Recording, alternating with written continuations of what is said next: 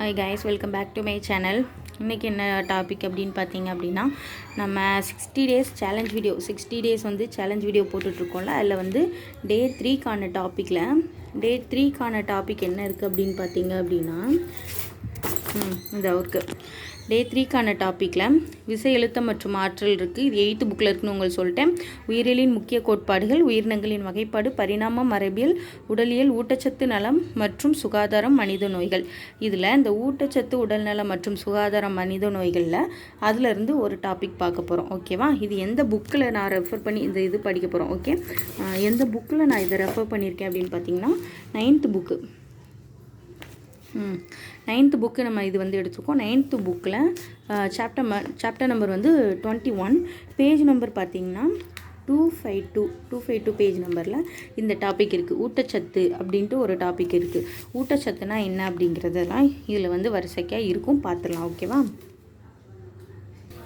First அறிமுகம் கொடுத்துருக்காங்க. அறிமுகத்தில் என்ன பேசிக்காக கொடுத்துருக்காங்க அப்படின்னா, நம்மளுக்கு சாப்பாடு எதுக்கு தேவைப்படுது அந்த மாதிரி எல்லாம் கொடுத்துருக்காங்க. ஓகேவா? என்னென்னு பார்த்தலாம். உயிர் வாழ்வதற்கு அடிப்படையானது உணவு ஆகும். ஒரு உயிரினம் எந்த ஒரு பொருளை ஊட்டச்சத்திற்காக உட்கொள்கிறதோ அந்த பொருள் உணவு என வரையறுக்கப்படுகிறது. சரியா? உணவு வந்து என்ன அப்படின்னு சொல்லியிருக்காங்க. சரியா? ஒரு ஊட்டச்சத்துக்காக நம்ம சாப்பிட்ற ஏதோ ஒரு பொருள் வந்து உணவு அப்படின்னு சொல்லியிருக்கிறாங்க. ஓகே, ஆற்றலை வழங்குதல், வளர்ச்சி மற்றும் முன்னேற்றத்திற்கு உதவுதல், சேதமடைந்த திசுக்களை புதுப்பித்தல், நோய்களிலிருந்து உடலை பாதுகாத்தல், இதுக்கு எல்லாமே தேவையானது இந்த சத்துக்கள் தான். சரியா? நோய் தொற்று, நஞ்சாதல், இது எல்லாத்துக்கும் பேசிக்காக காரணம் வந்து ஊட்டச்சத்து தான் நம்ம உடம்புக்கு வந்து தேவை அப்படின்னு சொல்லியிருக்கிறாங்க. உணவுப் பொருட்களை கலப்படம் செய்யும் செயல் இந்தியாவில் ஒரு சில வணிகர்களால் நடைமுறைப்படுத்தப்பட்டு வருகிறது. பொருளாதார உற்பத்திக்காக உற்பத்தி முதல் நுகர்வு வரை உணவானது கலப்படம் செய்யப்படுகிறது. உணவில் வந்து கலப்படம் இருக்குது அப்படின்னு சொல்லியிருக்கிறாங்க.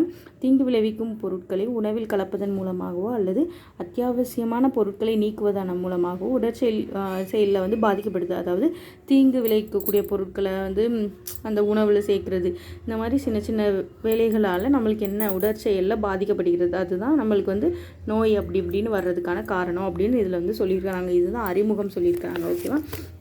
அடுத்து இங்கே பார்த்திங்க அப்படின்னா ஊட்டச்சத்துக்களோட வகைகள். ஊட்டச்சத்து அப்படிங்கும் அதோட வகைகள் என்னென்ன கொடுத்துருக்காங்க அப்படின்னா, கார்போஹைட்ரேட், புரதங்கள், கொழுப்புகள், வைட்டமின்கள், தாது உப்புக்கள், அதாவது 5 டைப்பாக என்ன பண்ணியிருக்கிறாங்க, இது வந்து வரையறுக்கப்படுது. கார்போஹைட்ரேட், புரதம், கொழுப்பு, வைட்டமின், தாது உப்புக்கள் அப்படின்ட்டு வரையறுக்கப்பட்டிருக்கு. கார்போஹைட்ரேட்னா என்ன அப்படின்னு ஃபஸ்ட்டு பார்த்துலாம். கார்போஹைட்ரேட் அப்படிங்கிறது வந்து கார்பன், ஹைட்ரஜன் மற்றும் ஆக்சிஜன் ஆகியவற்றை கொண்ட கரிம கூட்டு பொருட்கள் ஆகும். ஓகேவா? கார்போஹைட்ரேட்னா என்ன அப்படின்னா, கார்போஹைட்ரேட்கள் என்பவை கார்பன், ஹைட்ரஜன், ஆக்சிஜன் 3 இது இருக்குது, ஞாபகம் வச்சுக்கோங்க. கார்பன், ஹைட்ரஜன், ஆக்சிஜன் அதோட கரிம கூட்டு பொருள் தான் கார்போஹைட்ரேட் அப்படின்னு சொல்லியிருக்கிறாங்க. இவை உடலுக்கு ஆற்றலை தரக்கூடிய பிரதான மூலப்பொருட்களாகும். குளுக்கோஸ், சுக்ரோஸ், அதாவது உடலுக்கு வந்து ஆற்றலை தரக்கூடிய முக்கியமான உணவில் கார்போஹைட்ரேட், ஊட்டச்சத்துக்களில் கார்போஹைட்ரேட் ஒன்று அப்படின்னு சொல்லியிருக்கிறாங்க. குளுக்கோஸ், சுக்ரோஸ், லாக்டோஸ், ஸ்டார்ச் மற்றும் செல்லுலோஸ் ஆகியவை கார்போஹைட்ரேட்களுக்கு சில எடுத்துக்காட்டு அப்படின்னு சொல்லியிருக்காங்க. அப்போது கார்போஹைட்ரேட்டுக்கு எடுத்துக்காட்டுன்னு கேட்டால் குளுக்கோஸ், சுக்ரோஸ், லாக்டோஸ், ஸ்டார்ச் மற்றும் செல்லுலோஸ் அப்படின்னு சொல்லியிருக்கிறாங்க. ஓகேவா? கார்போஹைட்ரேட்டுகள் ஒற்றை சர்க்கரை, இரட்டை சர்க்கரை, கூட்டு சர்க்கரை அப்படின்ட்டு 3 வகையாக வகைப்படுத்தப்பட்டிருக்கு. ஒற்றை சர்க்கரைனா குளுக்கோஸ், இரட்டை சர்க்கரைனா சுக்ரோஸ், கூட்டு சர்க்கரை அப்படின்னா செல்லுலோஸ் அப்படின்னு சொல்லியிருக்கிறாங்க. ஓகேவா? இப்போ இது வந்து ஒரு முக்கியமான ஒன்வேர்டாக கூட வரலாம், அதனால் இது நல்லா பார்த்து வச்சுக்கோங்க, நோட்ஸ் எடுத்து வச்சுக்கோங்க. கார்போஹைட்ரேட் வந்து ஒற்றை சர்க்கரை, இரட்டை சர்க்கரை, கூட்டு சர்க்கரை. ஒற்றை சர்க்கரைனா குளுக்கோஸ், இரட்டை சர்க்கரைனா சுக்ரோஸ், கூட்டு சர்க்கரைனா செல்லுலோஸ் அப்படின்ட்டு வகைப்படுத்தப்பட்டிருக்கு. இதை எதை பேசிக்காக வச்சு வகைப்படுத்தப்பட்டிருக்கு அப்படின்னா, ஒவ்வொரு தொகுதியிலும் உள்ள சர்க்கரையோட மூலக்கூறோட அடிப்படையில் தான் இது வந்து வகைப்படுத்தப்பட்டிருக்கிறது. சரியா? சர்க்கரையோட மூலக்கூறோட எண்ணிக்கை அடிப்படையில் வந்து இது வந்து வகைப்படுத்தப்படுகிறது அப்படின்னு சொல்லியிருக்கிறாங்க. அடுத்து என்னென்னா புரதங்கள்னால் என்னென்னா, உடலுக்கு தேவையான முக்கிய ஊட்டச்சத்தாகவும் அதற்கான கட்டமைப்பு பொருளாகவும் புரதங்கள் இருக்குது. சரியா? உடலுக்கு தேவையான முக்கியமான ஊட்டச்சத்துக்களில் இது ஒன்று. அதுக்கு தேவையான கட்டமைப்பு பொருளாகவும் புரதம் இருக்குது அப்படின்னு சொல்லியிருக்கிறாங்க.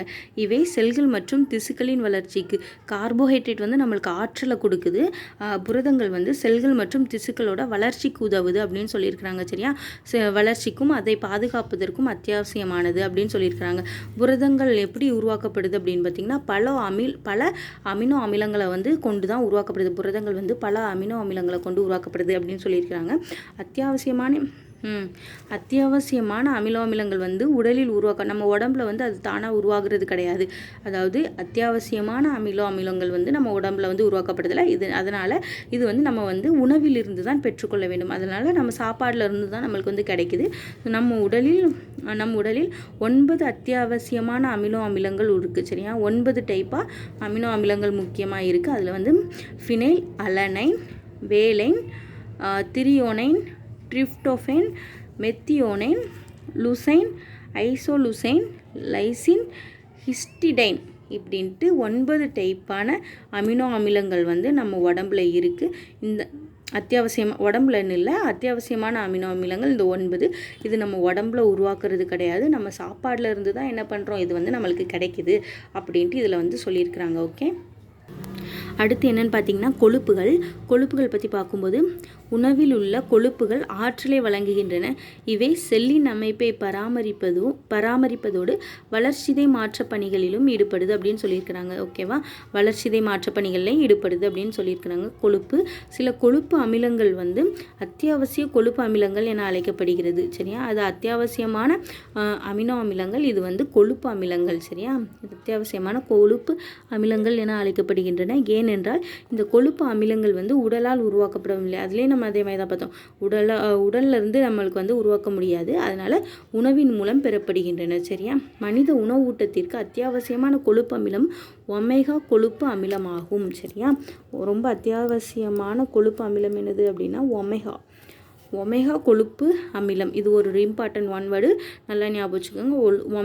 ஒமேகா. சரியா, ஒமேகா கொழுப்பு அமிலம். இது வந்து கொழுப்பு அப்படிங்கிறதுல டாப்பிக்கில் இவ்வளோன்னு தான் இருக்குது. ஓகே, அடுத்து என்ன இருக்குது அப்படின்னு பார்த்தீங்கன்னா வைட்டமின்கள். அதாவது வைட்டமின்கள் என்பது சிறிய அளவில் தேவைப்படும் மிக முக்கியமான ஊட்டச்சத்து.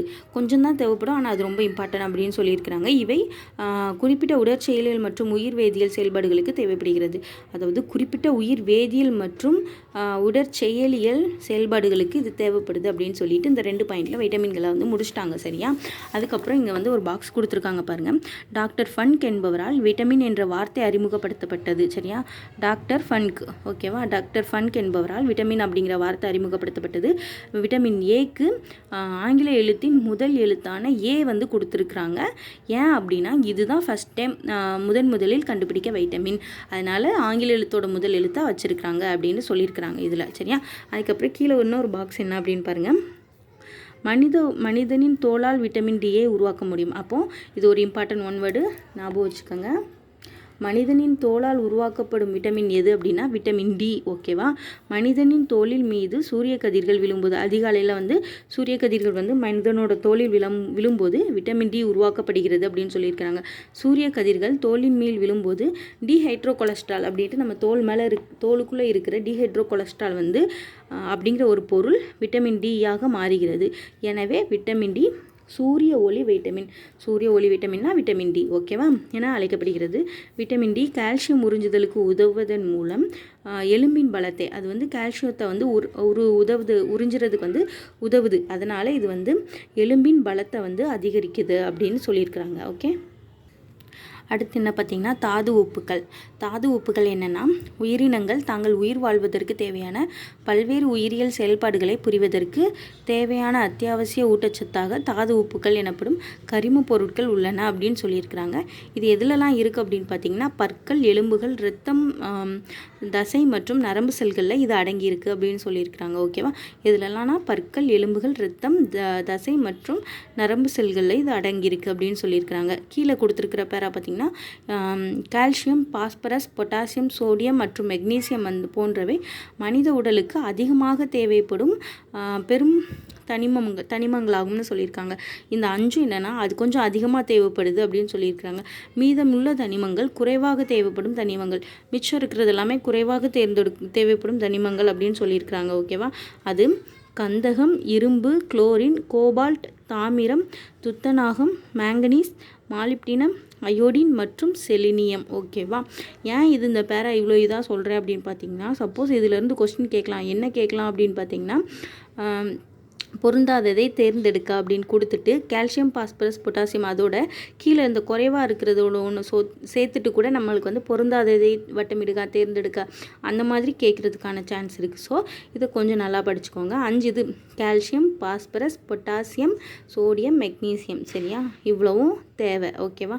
இது அதிகமாக தேவை. குறையா தேவைப்படுறது கந்தகம், இரும்பு, குளோரின், கோபால்ட், தாமிரம், துத்தநாகம், மேங்கனீஸ், மாலிப்டினம், அயோடின் மற்றும் செலினியம். இவ்வளோ சொல்லியிருக்கிறாங்க. ஓகே, கீழே இங்கே ஒரு பாக்ஸ் கொடுத்துருக்காங்க பாருங்கள். இது ரொம்ப ரொம்ப இம்பார்ட்டண்டான ஒரு பாக்ஸ். இதை கண்டிப்பாக நீங்கள் எது படிக்கீங்களோ இல்லையோ இதை கண்டிப்பாக நீங்கள் என்ன பண்ணிக்கோங்க, படிச்சுக்கோங்க. ஓகேவா? உணவின் முக்கிய தொகுதிகள் கொடுத்துருக்காங்க. அது எதுலேருந்து மூலங்கள் எதுலேருந்து நம்மளுக்கு வந்து நிறைய கிடைக்குது, நம்ம தினசரி அதை வந்து எவ்வளோ நம்ம எடுத்துக்கணும் அப்படிங்கிறத கொடுத்துருக்காங்க. இது வந்து இப்போ நிறைய டயட் கான்ஷியஸ் அந்த மாதிரிலாம் நிறைய வந்துருச்சு. ஸோ அதனால் இந்த இதிலேருந்து கண்டிப்பாக கொஸ்டின் கேட்குறதுக்கான சான்ஸ் இருக்குது. இந்த டாபிக் கண்டிப்பாக நீங்கள் படிச்சுக்கோங்க. ஓகேவா? முக்கிய தொகுதிகள்னு பார்த்தீங்கன்னா ஃபஸ்ட்டு கார்போஹைட்ரேட்கள். கார்போஹைட்ரேட்கள் எதுலேருந்து கிடைக்குது அப்படின்னு பார்த்தீங்கன்னா தேன், கரும்பு, பழங்கள், முழு தானியங்கள், மாவுச்சத்து, காய்கறிகள் இதிலேருந்து கிடைக்கும். தினசரி நம்ம எவ்வளோ எடுத்துக்கணும் அப்படின்னா 150 to 200 கிராம் வந்து நம்ம வந்து என்ன சாப்பாடில் நம்ம சேர்த்துக்கணும். ஓகேவா? அதுக்கப்புறம் புரதங்கள் வந்து என்னென்னா லெக்யூம்கள், பருப்பு வகைகள், கொட்டைகள், சோயாபீன், பச்சை காய்கறிகள், மீன், கோழி, இறைச்சி, முட்டை மற்றும் பால் பொருட்கள் இதிலெல்லாம் என்ன புரதங்கள் வந்து கிடைக்குது. ஓகேவா? இது எவ்வளோ எடுத்துக்கணும்? டெய்லி 40 கிராம்ஸ் எடுத்துக்கணும். ஓகேவா? அடுத்து கொழுப்பு எதில் இருக்குன்னா முட்டையோட மஞ்சள் கரு, இறைச்சி, நிறைவுற்ற எண்ணெய் இதிலிருந்து என்னதுன்னா கொழுப்புகள் கிடைக்குது. இது எவ்வளோ கிராம்ஸ் எடுத்துக்கணும் அப்படின்னா 35 கிராம்ஸ் நம்ம டெய்லி யூஸ் பண்ணிக்கணும். அப்புறம் என்ன இருக்குதுன்னு பார்த்தீங்கன்னா விட்டமின் ஏ. இது வந்து இன்னொரு வேறு பாக்ஸு. சரியா? இது வந்து குறைபாடு அதோட அறிகுறி எதில் அப்போல்லாம் கொடுத்துருக்காங்க. குறைபாடு நோய். சரியா? விட்டமின் ஏ இருக்குது ஃபஸ்ட்டு. விட்டமின்கள் ஏ அது வந்து ரெடினால்ட் அப்படின்னு சொல்கிறாங்க. ஓகேவா? இது எங்கேருந்து கிடைக்கிது? கேரட்டில் இருக்குது, பப்பாளி, இலைவகை காய்கறிகள் அதாவது இலைவகை காய்கறியில் கிடைக்கி, மீன் கல்லீரல் எண்ணெய், முட்டையின் உட்கரு, பால் பொருட்கள் இதிலிருந்துலாம் விட்டமின் ஏ வந்து கிடைக்கிது. ஓகேவா? இது வந்து குறைஞ்சிச்சு அப்படின்னா நம்மளுக்கு ஏற்படுற நோய் வந்து கொடுத்துருக்குறாங்க. இதுவும் ரொம்ப இம்பார்ட்டண்ட்டான பாக்ஸ். அதனால் இதையும் நீங்கள் கண்டிப்பாக என்ன படிச்சுக்கோங்க அப்படின்னா சீரோப்தால்மியா, நிக்டோலோஃபியா இந்த 2 நோய் வந்து விட்டமின் ஏ வந்து குறையுது. அதாவது அது தோல் நோய், மாலைக்கண் நோய். சரியா? அதுக்கப்புறம் இதுக்கு என்ன அறிகுறி அப்படின்னா உலர்ந்த கார்னியாங்கிறது வந்து கண்ணில் இருக்கிற ஒரு பகுதி. உலர்ந்த கார்னியா மற்றும் இரவில் பார்க்க முடியாத நிலை, செதில் போன்ற தோல் இதெல்லாம் இதுக்கான அறிகுறின்னு கொடுத்துருக்காங்க. ஓகேவா? அது மட்டும் இல்லாமல் இங்கே ஒரு பாயிண்ட் கொடுத்துருக்காங்க பாருங்கள். கொழுப்பில் கரையும் வைட்டமின்கள். கொழுப்பில் கரையும் வைட்டமின்களில் பார்த்தீங்க அப்படின்னா vitamin A, vitamin D, vitamin E, vitamin K 4 இது கொடுத்துருக்காங்க. இந்த 4 இதுவும் கொழுப்பில் கரையும். ஓகேவா? இதுவே ஒரு 1 வேர்டு. கொழுப்பில் கரையும் வைட்டமின்கள் எதுனா vitamin A, vitamin D, vitamin E, vitamin K. ஓகேவா? விட்டமின் டி அடுத்து கொடுத்துருக்காங்க. விட்டமின் டி அப்படிங்கிறது கால்சிஃபெரால் அப்படின்னு சொல்கிறோம். கால்சிஃபெரால் அது வந்து விட்டமின் டி. இது எதுலேருந்துலாம் கிடைக்குன்னா முட்டை, கல்லீரல், பால் பொருட்கள், மீன், சூரிய வெளிச்சத்தில் தோலிலிருந்து உருவாகுது. இதுலேருந்து கிடைக்குது. இது வந்து குறையிறதுனால என்ன நோய் வருது அப்படின்னா ரிக்கெட்ஸ். அந்த நோய் பேர் ரிக்கெட்ஸ். குழந்தைகளில் வந்து இந்த நோய் வருது. இதுக்கு வந்து இதுக்கு என்ன அறிகுறி இருக்கும் அப்படின்னா கவட்டை கால்கள், குறைபாடு உடைய மார்பெலும்புகள், புறா போன்ற மார்பு வளர்ச்சி, புறா மாதிரி இருக்கிற மார்பு வளர்ச்சி இருக்கும் அப்படின்ட்டு சொல்லியிருக்கிறாங்க. அதுக்கப்புறம் விட்டமின் ஏ, இ இதோட பேர் எல்லாமே ரொம்ப இம்பார்ட்டன்ட். அதனால் நீங்கள் கண்டிப்பாக அந்த பாக்ஸ் வந்து படித்தே ஆகணும், வேறு வழியே இல்லை. விட்டமின் இ என்ன அப்படின்னு பார்த்தீங்கன்னா டோகோஃபெரால். இது எதுலேருந்து கிடைக்குன்னா முழு கோதுமை, இறைச்சி, தாவர எண்ணெய், பால் இதிலேருந்து கிடைக்கி. இது வந்து என்னென்னா எலிகளில் மலட்டுத்தன்மை, இனப்பெருக்க கோளாறுகள் ஏற்படுது. சரியா? எலிகளில் வந்து மலட்டுத்தன்மையும் இனப்பெருக்க கோளாறுகள். இதுக்கு என்ன அறிகுறினா மலட்டுத்தன்மை அப்படின்னு சொல்லியிருக்கிறாங்க. ஓகேவா? அதுக்கப்புறம் விட்டமின் கே வேதிப்பொருள் குயினோனிலிருந்து பெறப்படுகிறது. விட்டமின் கே இதிலேருந்து பெறப்படுனா வேதிப்பொருள் குயினோனில் இருந்து பெறுது. இதோடைய எதுலேருந்து வருதுன்னா இலைவகை காய்கறிகள், சோயாபீன்ஸ், பால் இதிலேருந்துலாம் கிடைக்குது. இதால் ஏற்படக்கூடிய நோய் என்ன அப்படின்னு பார்த்தீங்கன்னா இரத்த முறையிதல் வந்து நடைபெறாது அப்படின்னு சொல்லியிருக்கிறாங்க. அதாவது அறிகுறி என்னென்னா தாமதமாக இரத்த முறையிதலின் காரணமாக அதிக இரத்தம் வந்து வெளிவரும் அப்படின்னு சொல்லியிருக்கிறாங்க. இதுதான் அதுக்கான அறிகுறி. அதுக்கப்புறம் இது வந்து கொழுப்பில் கரையும் வைட்டமின்கள் பார்த்தோமா. இப்போது நீரில் கரையும் வைட்டமின்கள். நீரில் கரையும் வைட்டமின்கள்னால் vitamin B1, B2, B3, B6, B12 அப்புறம் C. ஆமாம், இவ்வளவும் என்னென்னா நீரில் வந்து கரையக்கூடிய வைட்டமின்கள். ஓகேவா. B1, B2, B3, B6, B12, அதுக்கப்புறம் விட்டமின் C. இதெல்லாம் நீரில் கரையும் விட்டமின்கள். விட்டமின் B1 வந்து தயமின் அப்படின்னு சொல்கிறோம். எதுலேருந்து இது கிடைக்குதுன்னு பார்த்தீங்கன்னா முழு தானியங்கள், ஈஸ்ட்டு, முட்டை, கல்லீரல், முளைக்கட்டிய பருப்பு வகைகள். சரியா, இதிலேருந்துலாம் கிடைக்கும். இதால் குறையிறதுனால என்ன நோய், பெரிய பெரிய நோய் ஏற்படுது. இதோட அறிகுறி என்ன அப்படின்னு பார்த்தீங்கன்னா தசைகள் வலிமையற்று போதல், பக்கவாதம், நரம்புகளில் சிதைவுறும் மாற்றங்கள் அப்படின்னு சொல்லியிருக்கிறாங்க. ஓகேவா. அதுக்கப்புறம் விட்டமின் B2 அது எதுலேருந்துலாம் கிடைக்குன்னா பால், முட்டை, கல்லீரல், பச்சை காய்கறிகள், முழு தானியங்கள். சரியா, இதிலேருந்துலாம் கிடைக்குது. இதால் ஏற்படக்கூடிய நோய் எரிபோப்ளாவினோசிஸ் அப்படின்னு சொல்கிறாங்க. கீலியாசிஸ் அப்படின்னு சொல்லப்படுது. இது வந்து கண்களில் எரிச்சல், வறட்சியான தோல், உதடுகளில் வீக்கம் அப்படின்ட்டு இந்த பாக்ஸ் ஃபுல்லாகவே கொடுத்துருக்காங்க. ஓகே, நீங்கள் என்ன பண்ணுங்கள், ஸ்க்ரீன்ஷாட் எடுத்து வச்சு எழுதி வச்சுக்கோங்க. எல்லாமே இம்பார்ட்டண்ட் இதில் இருக்குது. ஓகேவா. இது அப்புறம் பெரும் தனிம சத்துக்கள்னு கொடுத்துருக்காங்க. அதாவது சோடியம், கால்சியம், பொட்டாசியம், இரும்பு இந்த இருக்குல்ல, இது எல்லாமே நீங்கள் என்ன பண்ணுங்கள், ஸ்க்ரீன்ஷாட் எடுத்து வச்சு படிச்சுக்கோங்க. இதோட குறைபாடு இதிலேருந்து கிடைக்குது, அதோட நோய்கள், அறிகுறி எல்லாமே இதிலேருந்து கொடுத்துருக்காங்க. ஓகேவா. இவ்வளோதான் இந்த பாக்ஸ் ஃபுல்லாக நீங்கள் படிச்சுக்கோங்க. ஓகேவா. அதுக்கப்புறம் என்ன இருக்குது பார்த்திங்கன்னா புரதச்சத்து குறைபாட்டு நோய்கள். அதாவது நம்ம இதில் வந்து பார்த்தோம்னா புரதச்சத்து வந்து குறைபாடுறதுனால ஏற்படுற நோய் என்ன அப்படின்னு இதில் வந்து கொடுத்துருக்குறாங்க. நம்ம தினசரி உணவில் சில ஊட்டச்சத்துக்கள் நீண்ட காலம் இல்லாமல் போவதால் குறைபாட்டு நோய்கள் வந்து ஏற்படுது. அந்த நிலை ஊட்டச்சத்து குறைபாடு எனப்படுது. டக்குன்னு இல்லாமல் கொஞ்ச நாட்கள் வந்து சில நாட்களாக ஊட்டச்சத்து வந்து நம்ம உடம்புல வந்து இல்லாமல் இருக்கும்போது அதனால் அந்த ஊட்டச்சத்து குறைபாடாக ஏற்படுது. அந்த ஊட்டச்சத்து குறைபாடுனால ஒவ்வொரு நோய்கள் வந்து ஏற்படும். சரியா. புரத குறைபாடு மற்றும் ஆற்றல் குறைபாட்டால் குவாஷியோக்கர் மற்றும் மராஸ்மஸ் என்ற நோய்கள் வந்து ஏற்படுது. குவாஷியோக்கர், மராஸ்மஸ் அப்படின்ட்டு 2 நோய் ஏற்படுது அப்படின்னு சொல்லியிருக்காங்க. ஓகேவா. குவாஷியோக்கர்னால் என்னென்னு பார்த்துடலாம். குவாஷியோக்கர் அப்படின்னா அதிகப்படியான புரத குறைபாட்டால் இந்த நோய் ஏற்படுது. சரியா, அதிகப்படியான புரத குறைபாட்டால் இந்த நோய் ஏற்படுகிறது. இந்த நோய் 1 முதல் 5 வயது வரை உள்ள குழந்தைகளை வந்து தாக்குது. எத்தனை வயசு குழந்தைகள்? 1 to 5 வயசு வரை இருக்கிற குழந்தைகளை தான் தாக்குது. இக்குழந்தைகளின் உணவில் கார்போஹைட்ரேட்கள் முக்கியமாக காணப்படும், ஆனால் புரதம் இருக்காது அப்படின்ட்டு இதில் வந்து சொல்லியிருக்கிறாங்க. ஓகேவா.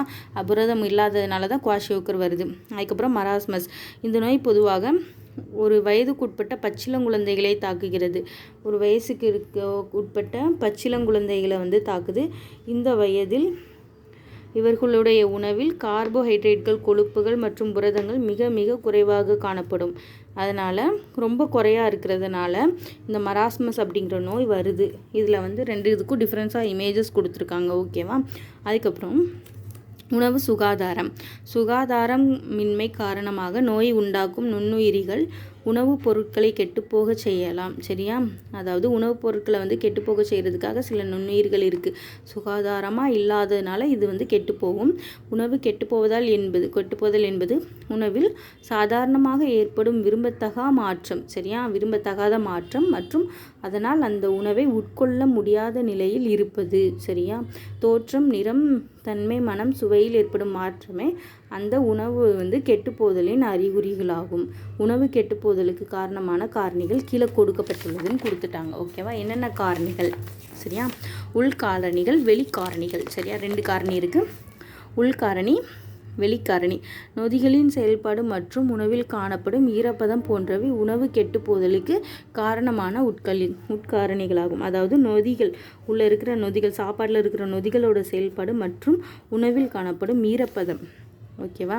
உணவில் காணப்படும் ஈரப்பதம், இதனால் சாப்பாடு வந்து என்ன பண்ணும், கெட்டு போகும். அது வந்து உள்காரணிகள் அப்படின்னு சொல்லியிருக்கிறாங்க. வெளிக்காரணினா உணவில் சேர்க்கப்படும் உணவில் சேர்க்கப்படும் கலப்படங்கள், அதாவது உணவில் வந்து சேர்க்கப்படுற கலப்படம், நுண்ணுயிரிகள் பாதிக்கப்பட்ட அசுத்தமான பாத்திரங்கள் மற்றும் சாதனங்கள், சுகாதாரம் இல்லாத சமையல் செய்யும் இடங்கள், உணவை சேமிக்கும் வசதி இல்லாமை, இதனால் வெளியே இருக்கிற காரணிகளால் கெட்டு போகுது சாப்பாடு. இதுதான் உணவு கெட்டு போகிறதுக்கு 2 காரணி, உள்காரணி வெளிக்காரணி. இதோட பார்ட் 2 வீடியோவில் வந்து நம்ம வந்து உணவு பாதுகாப்பு முறை வந்து அப்லோட் பண்ணலாம். ஏன்னா இதுவே டைம் ரொம்ப கன்சியூம் ஆயிடுச்சு, ஓகேவா? அதனால் உணவு பாதுகாப்பு முறை பார்ட் 2 வீடியோவில் வரும், கண்டிப்பாக மிஸ் பண்ணாதீங்க, பாருங்கள். இது இப்போ என்னெல்லாம் பார்த்துருக்கோம் அப்படின்னு பார்த்தீங்கன்னா, ஊட்டச்சத்துனா என்னன்னு பார்த்துருக்கோம், சரியா? 5 இருக்குது. கார்போஹைட்ரேட், புரதம், கொழுப்பு, வைட்டமின், தாது, உப்புன்னு 5 இது பார்த்துட்டோம், ஓகேவா? இந்த 5 இதுக்கும் கார்போஹைட்ரேட்னா என்ன, புரதம்னா என்ன, கொழுப்புனா என்ன, வைட்டமின்னா என்ன, தாது உப்புக்கள்னா என்ன அப்படின்னு பார்த்தோம். அதுக்கப்புறம் விட்டமின், என்னென்ன விட்டமின் இருக்குது, அது எதுலேருந்து கிடைக்குது, அது எதனால் அந்த குறைபாட்டு நோய்கள் அது குறையிறதுனால என்ன நோய் ஏற்படுது, அதுக்கான அறிகுறி, இது எல்லாமே இவ்வளோ பெரிய பாக்ஸாக கொடுத்துருக்காங்க 2 பேஜில். அதையும் என்ன பண்ணிடுங்க, கண்டிப்பாக படிங்க. கண்டிப்பாக ஒரு கொஸ்டினாச்சும் கேட்குறதுக்கான சான்சஸ் அதிகமாக இருக்குது. சயின்ஸ்லேருந்து இதிலேருந்து கண்டிப்பாக ஒரு கொஸ்டினாச்சும் வரும். அதனால் ரொம்ப இம்பார்ட்டன்ட், இந்த பாக்ஸ் வந்து படிச்சுக்கோங்க. அதுக்கப்புறம் புரதச்சத்து குறைபாடுறதுனால ஏற்படும் நோய்கள், அதுக்கப்புறம் உணவு சுகாதாரம் அப்படிங்கிறதுல இதுவரை பார்த்துருக்கோம். அடுத்து உணவு பாதுகாப்பு முறையை நம்ம பார்க்கணும். நெக்ஸ்ட் வீடியோவில் கண்டிப்பாக நான் உங்களுக்கு அப்லோட் பண்ணுறேன். அதுவரை சேனலை மறக்காமல் சப்ஸ்கிரைப் பண்ணி வச்சுக்கோங்க. இந்த டாபிக் இந்த மாதிரி சொல்கிறதுலாம் ஓகே உங்களுக்கு புரியுது அப்படின்னா கமெண்ட்டில் சொல்லுங்கள். அப்போ தான் எங்களுக்கு ஒரு இன்ட்ரெஸ்டிங்காக இருக்கும். சேனலை சப்ஸ்கிரைப் பண்ணுங்கள், லைக் பண்ணுங்கள், உங்களை மாதிரி படிக்கிற ஃப்ரெண்ட்ஸ்க்கும் இதை ஷேர் பண்ணுங்கள். Okay, thank you so much. அடுத்த வீடியோவில் பார்க்குறேன். பாய்.